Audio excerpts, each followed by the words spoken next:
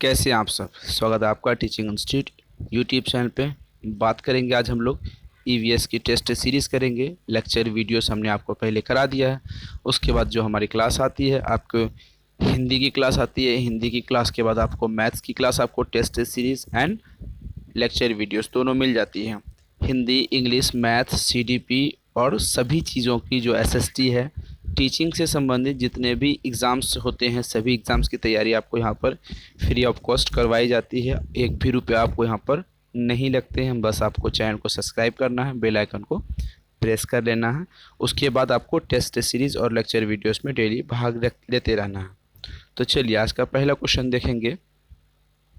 ये मैं आपको बता दूं, ये जो हमने क्वेश्चन की लिया है ये एच टेट से लिया है। कौन से टेट से लिया है? एच टेट, यानी कि हरियाणा टेट के जो प्रीवियस ईयर के एग्ज़ाम से हैं उनमें से हम यहाँ पर आपके लिए टेस्ट सीरीज़ में क्वेश्चन लाए हैं हरियाणा टेट के। फिर अगले टेस्ट सीरीज़ में किसी और का लाएंगे। रीट के लिए भी, रीट के हमने करवा दिए हैं, हरियाणा टेट के लिए आ रहे हैं। हरियाणा टेट अगर सवाल अगर हरियाणा टेट का वो करते हैं तो यूपी टेट के भी वहाँ पर आपको आराम से कंप्लीट हो जाते हैं सिलेबस। तो चलिए इसका देखते हैं पहला क्वेश्चन।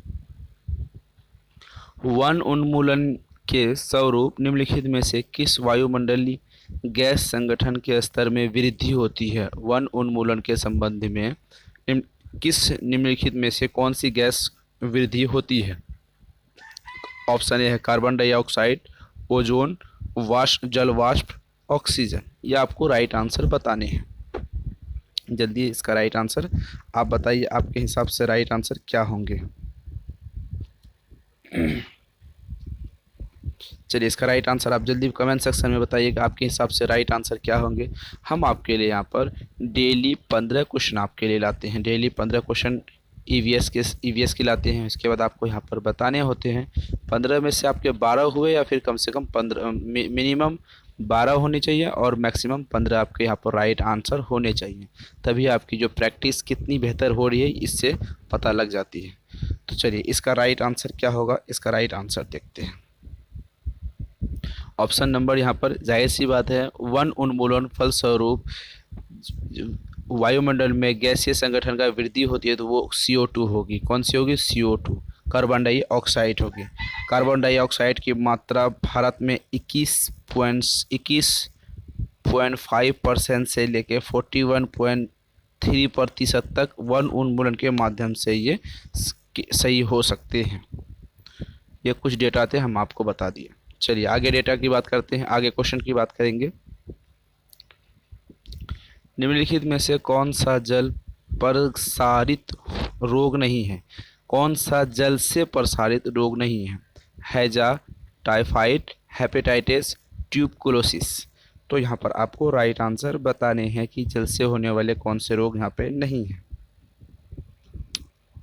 जल्दी इसका राइट आंसर बताइए।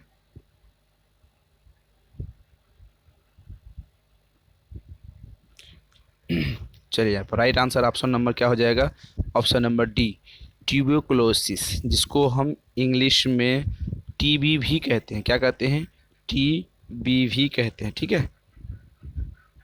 और ये जल से नहीं होते हैं, ये जल दूषित जल यानी प्रदूषण वाले जल से ये बीमारी नहीं होते हैं। टीबी होते हैं कोई संक्रमण से या फिर हमारे जो फेफड़े में कोई इन्फेक्शन आ जाती है उनसे होती है। तो अगर बात करें यहाँ पर जल से होने वाले रोग, अगर जल प्रदूषण होंगे तो हैजा होंगे उनसे, टाइफाइड होती है उनसे, हेपेटाइटिस उनसे ही होती है। चलिए आगे क्वेश्चन की बात करें हम लोग। प्रदूषण द्वारा उत्पन्न होने वाले रोग के युग्म का चयन कीजिए। ए है कैट क्राई सिंड्रोम एवं मिनामता। बी है यहाँ पर उच्च रक्तचाप एवं मैरासम्स। सी है यहाँ पर मैरासम्स एवं क्वाशियोरकर। डी है यहाँ पर मीनामता फ्लोरिस। ये एच टेट के क्वेश्चन है। एच टेट में जो ईवीएस टाइप के क्वेश्चन आते हैं वो थोड़े टफ आते हैं। तो यहाँ पर आपको इसका राइट आंसर बताने हैं, क्या राइट आंसर हो जाएगा, कौन सा युग में सही है, यहाँ पर आपको बताने हैं।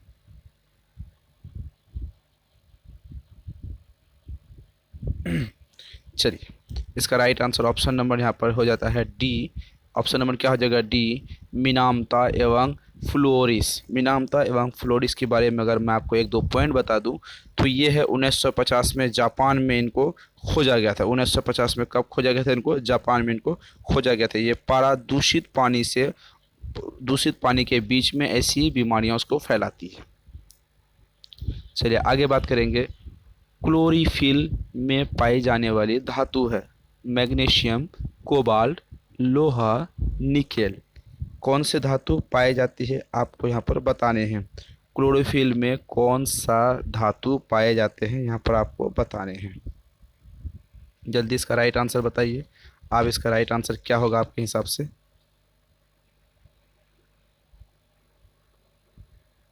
यहाँ पर राइट आंसर हो जाएगा ऑप्शन नंबर ए, मैग्नीशियम। क्या हो जाएगा यहाँ पर?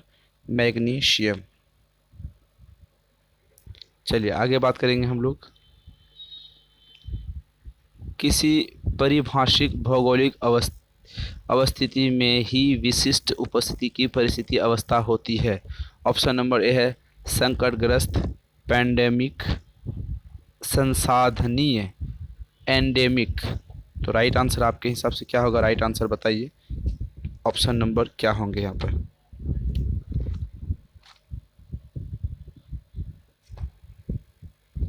तो यहाँ पर राइट आंसर ऑप्शन नंबर क्या हो जाएंगे? D, endemic. क्या हो जाएंगे राइट आंसर? डी। किसी परिभाषित भौगोलिक अवस्थिति में विशिष्ट परिस्थितियों में एंडेमिक परिस्थिति का अवस्था कहते हैं। क्या कहते हैं इसको? एंडेमिक अवस्था कहते हैं। आगे हम लोग बात करेंगे कार्बन पदार्थ के अपघटन के समय मृदा में निम्नलिखित में से कौन सी उत्पत्ति नहीं होती है? जल, पोषक तत्व, कार्बन डाइऑक्साइड, ऑक्सीजन। क्या नहीं होती है आपको यहाँ पर बताने हैं।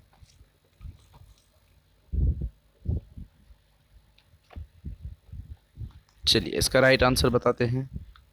कार्बनिक पदार्थ के अपघटन के समय मृदा में निम्नलिखित में कौन से अपघटित नहीं होते? ये ऑक्सीजन अपघटित नहीं होते हैं, जल अपघटित होते हैं, पोषक तत्व अपघटित हो जाते हैं, कार्बन डाइऑक्साइड भी अपघटित होते हैं, यहाँ पर ऑक्सीजन नहीं होते हैं।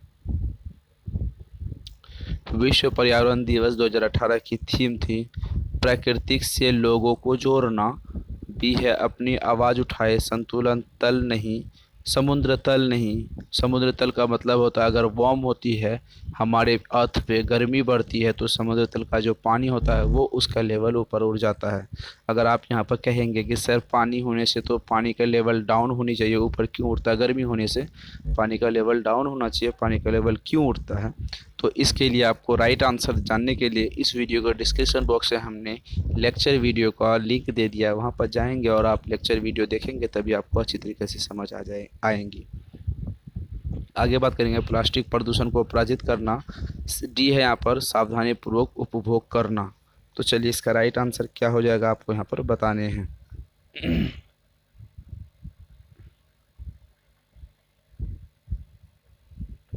इसका राइट आंसर जल्दी बताएंगे, आपके हिसाब से राइट आंसर क्या है? चलिए ऑप्शन नंबर यहाँ पर देखते हैं। प्लास्टिक प्रदूषण को पराजित करना। वर्ष 2018 का जो विश्व पर्यावरण दिवस का एक थीम था, उसका थीम था कि प्लास्टिक प्रदूषण को पराजित करना, हरा देना, पर ऐसा बिल्कुल संभव नहीं हो पाया अभी तक। ओजोन के संबंध में सही कथन का चयन कीजिए। हमारे वायुमंडल में ओजोन का प्रतिशत, क्षोभ मंडल में उपस्थित ओजोन का उत्तम ओजोन पराबैंगनी किरणें अवशोषित कर ऑक्सीजन निर्मित करती है। ओजोन समताप मंडल में क्लोरोफ्लोरोकार्बन की मात्रा में वृद्धि करती है। ओजोन में सही कथन का राइट आंसर का यहाँ पे चूज कीजिए। आपके हिसाब से राइट आंसर क्या हो जाते हैं?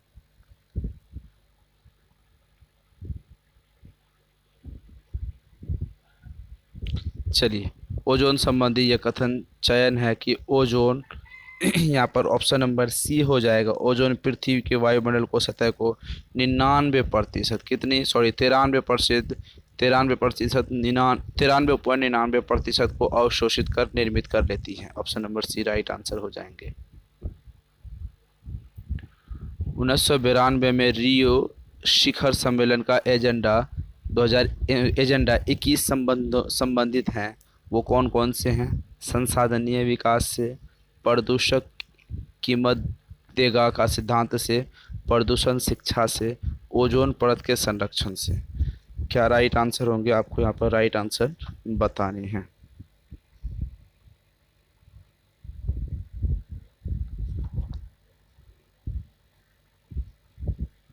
चलिए इसका राइट आंसर ऑप्शन नंबर देख लेते हैं। इसका right answer option number A हो जाएगा, संधारणीय विकास से। आगे बात करेंगे हम लोग, निम्नलिखित में से कौन से अधिक वास्तविकता स्तर का सदस्य है, सॉरी क्या है, पौष्टिकता स्तर का सदस्य है। निम्न में से कौन से अधिक पौष्टिकता, यहाँ पर पौष्टिकता होनी चाहिए, मिसिंग है, पौष्टिकता क्या होनी चाहिए, पौष्टिकता स्तर से संबंधित है। ऑप्शन नंबर ए है यहाँ पर सांप, टिड्डा, पलवक, नमक। क्या राइट आंसर हो जाएंगे, क्या हो जाएगा, मानव, सॉरी हमने नमक पढ़ा, क्या हो जाएंगे, मानव। तो राइट आंसर आपके हिसाब से क्या होंगे, आपको राइट आंसर यहाँ पर जल्दी बताने हैं।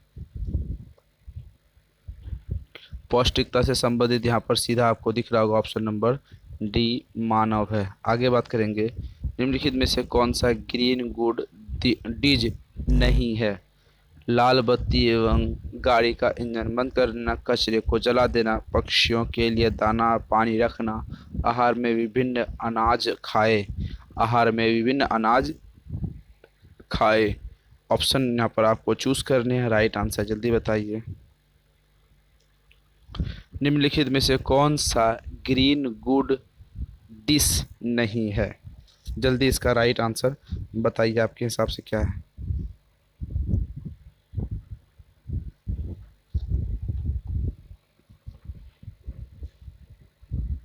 यहाँ पर क्या है, ग्रीन गुड डीड नहीं है, वो कचरे को जला देना। आप कचरे को जलाएंगे तो उनसे और भी प्रदूषण बढ़ते हैं, ठीक है, CO2 की मात्रा उनसे और भी बढ़ जाती है, कार्बन डाइऑक्साइड की मात्रा उनसे और बढ़ जाती है, ये गलत हो जाएगा। सबसे छोटी से सबसे बड़ी तरंग दैर्घ्य का सही क्रम बताइए। दृश्य, अवरक्त, पराबैंगनी।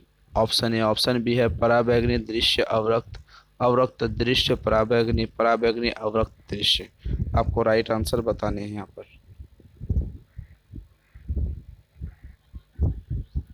इसका राइट क्रम हो जाएगा ऑप्शन नंबर बी, पराबैंगनी, दृश्य, अवरक्त।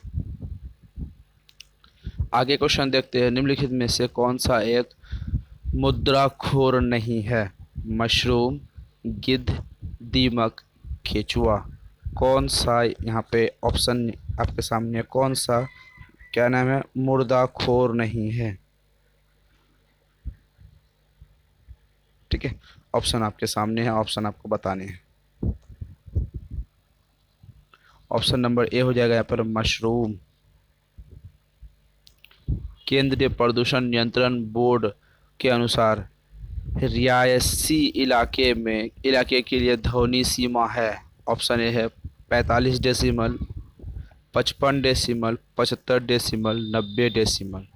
राइट आंसर आपको यहाँ पर बताने हैं,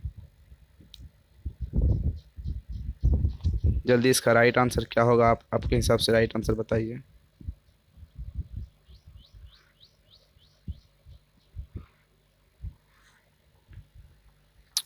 जल्दी कमेंट सेक्शन में इसका राइट आंसर आपको बताने हैं, क्या राइट आंसर हो जाएंगे। चलिए इसका राइट आंसर देख लेते हैं। CPCB के अनुसार 55 डेसिमल रिहायशी इलाकों में, ये इसको अनुसार बताए हैं।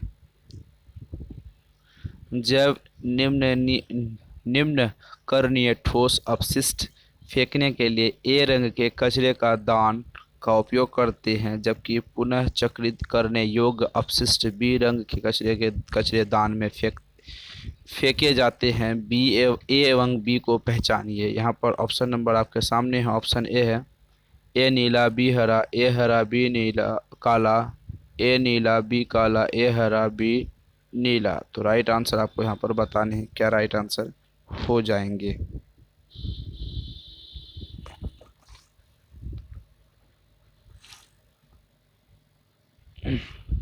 चलिए यहाँ पर right answer option number D हो जाएंगे ए हरा बी नीला। तो आज के लिए 15 क्वेश्चन ये थे। आपको 15 क्वेश्चन कैसे लगे आपको कमेंट सेक्शन में बताने हैं। अच्छी लगे तो वीडियो को लाइक एंड शेयर ज़रूर कीजिएगा। चैनल को सब्सक्राइब करके बेल आइकन को प्रेस कर लीजिएगा। फिर मिलते हैं अगले वीडियो में। Thank you.